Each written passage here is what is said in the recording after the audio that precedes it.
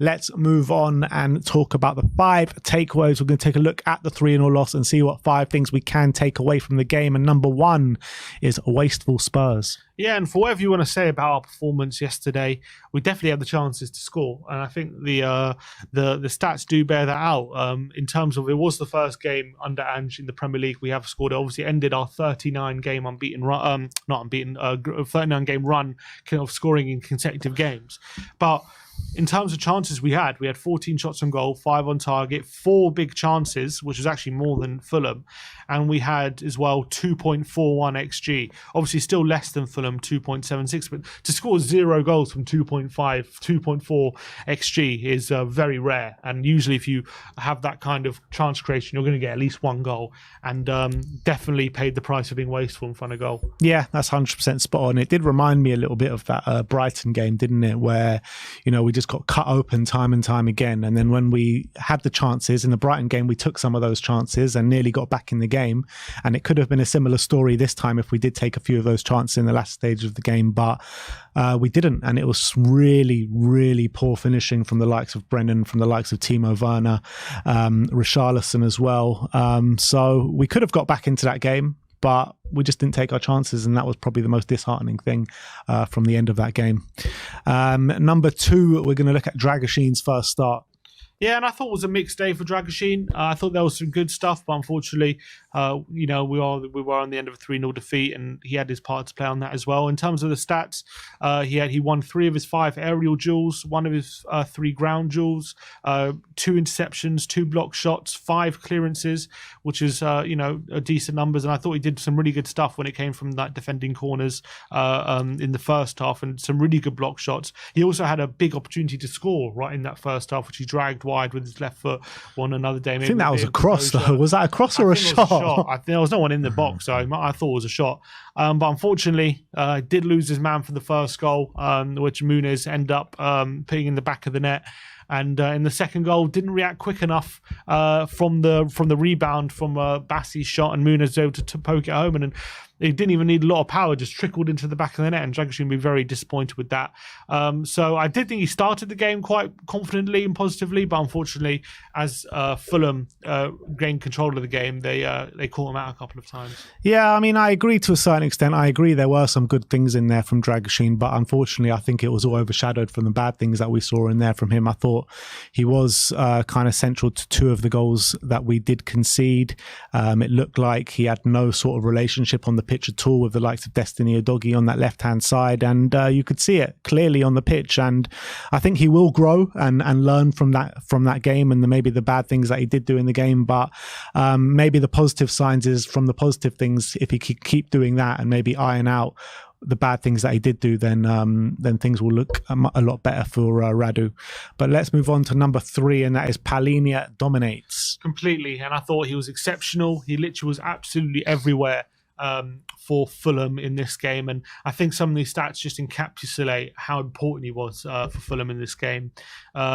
He completed 4 tackles, and he won 9 of his 14 ground duels. And to put that into perspective, that's more than our whole midfield combined on both metrics.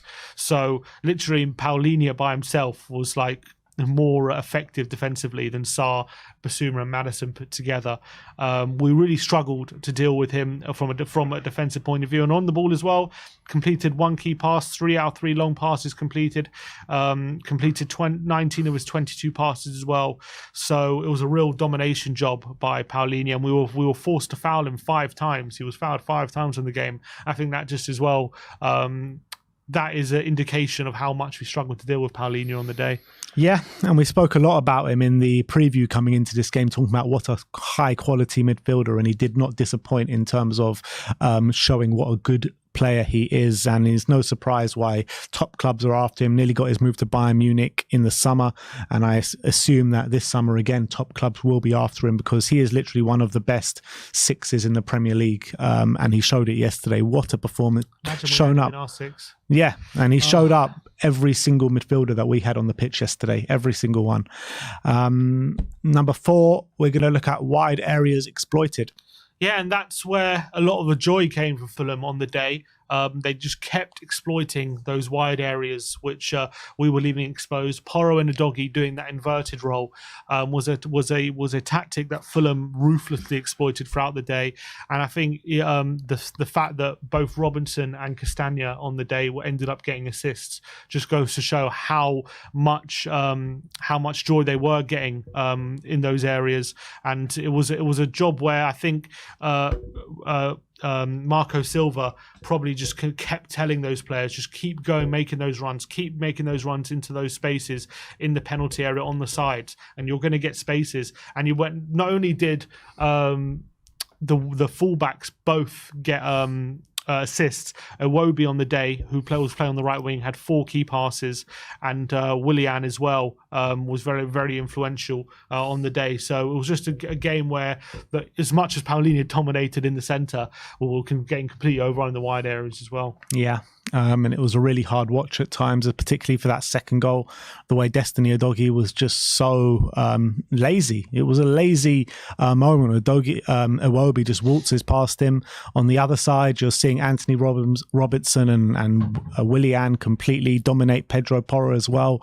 Those two put in their worst displays of the Premier League this season, and they got dominated time and time again. And it was a really hard watch at times. And just got to figure out why that happened, and he's got to come up with answers for it as well on the pitch, because otherwise other teams are just going to take that kind of model and replicate it. But let's move on to number 5, and that is opportunity lost. Yeah, and we had a big opportunity to go into the top 4 for the international break if we would have gone to Fulham and won yesterday. It was a really good opportunity for Tottenham to build some momentum on that Villa win last week, and really build on that and go into the international break potentially in the top 4 if Villa would have failed to beat West Ham today. But now the opportunity is gone, and it's going to be, look, not to say that the race for the top 4 is completely over or anything like that, even if Villa win, but it was a really good opportunity to put pressure on Villa and potentially sit in the top 4 for at least 2 weeks, and that's gone now. Yeah, the reality is, after that Aston Villa game, we would have gone clear favourites for the top 4, and now after that loss and the manner of that defeat, it puts everything into question, doesn't it? So if Villa do win today, then I think it sways probably back into Villa's favour. If Villa don't win today, then I think that we're not clear favourites anymore. It's just very tight and neck who's going to get that top 4 spot. It's looking a bit hairy as well to see if England are going to get that 5th spot in terms of Champions League football next season, with Arsenal playing Bayern Munich and Leverkusen playing West Ham. I think we need one of them to go through if we have any chance of having that 5th spot being in the Champions League. So as much as I don't want either of them to go through, if I had to choose, probably have to choose West Ham to beat Leverkusen, but don't want either of them to go through at the end of the day. But you're looking at it, and top 4 now, the way we looked at it last week and the way we look at it now, it's in a completely different light, isn't it? Definitely. Yeah, for sure. We are struggling at the moment in terms of just cementing that spot. But I do think the fixture's still in our hands, and let's just hope that we learn from this and have just make sure it doesn't happen again in the last 10 games. Yeah. All right. Well, that is our 5 takeaways.